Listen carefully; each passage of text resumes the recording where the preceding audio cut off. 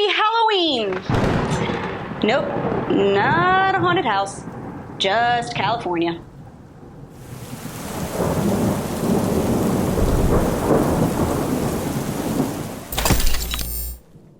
Northern California is slated for another round of mass blackouts as the Pacific Gas and Electric Company, or PG&E, has said they'll turn off power to millions of people every single time bad weather rolls through so their crappy antique power lines don't get snapped and start another wildfire.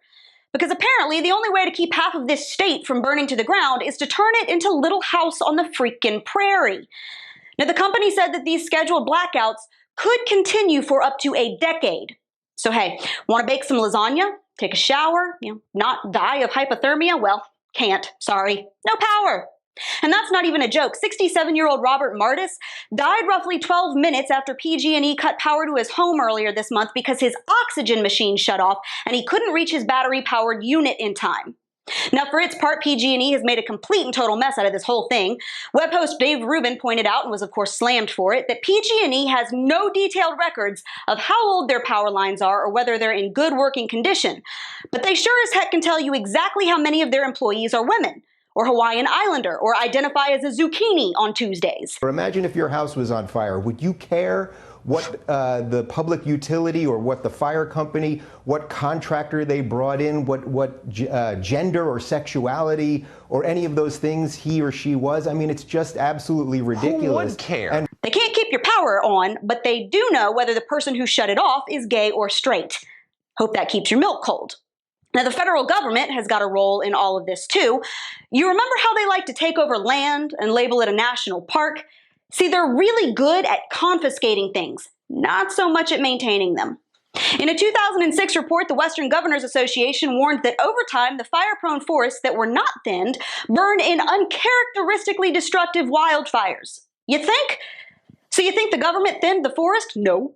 Over half of California's forests are on federal land, which are now chock full of dry brush that are pretty much acting as one giant tinderbox the minute that a grasshopper rubs his legs together.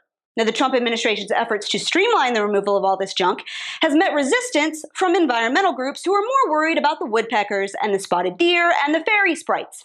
So that effort, of course, died in Congress. So now where is the state in all of this? Well, for one, it's absolutely bungled its part of the wildland management system, and while homes are burning and power's being shut off and old men are dying because they can't use their medical equipment, California is busy threatening people with jail time for not using the right gender pronoun, telling freelance journalists how many articles they're allowed to write per year, and passing laws allowing illegal aliens to serve on state boards and commissions. They will draft entire bills mandating that restaurants only offer children milk and water on their menus.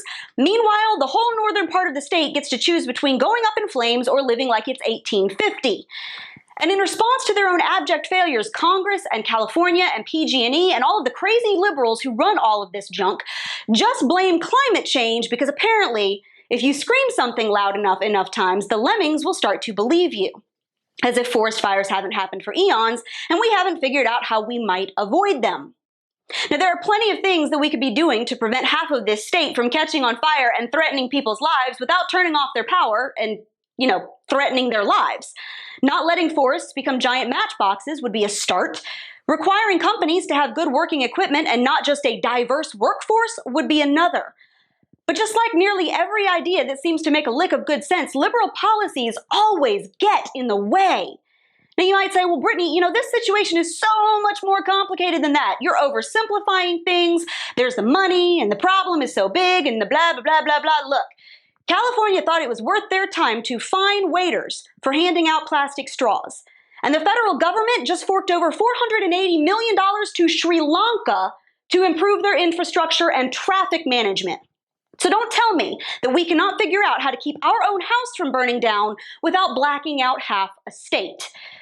But I guess in the meantime, Northern California will just have to figure out how to live without running water and refrigeration. But hey, at least the pygmy owls are protected, and we know how many gay people are running the power lines. And that's your Reality Check, America. Make sure you subscribe to our YouTube page, like us on Facebook and Twitter, and stay sane out there.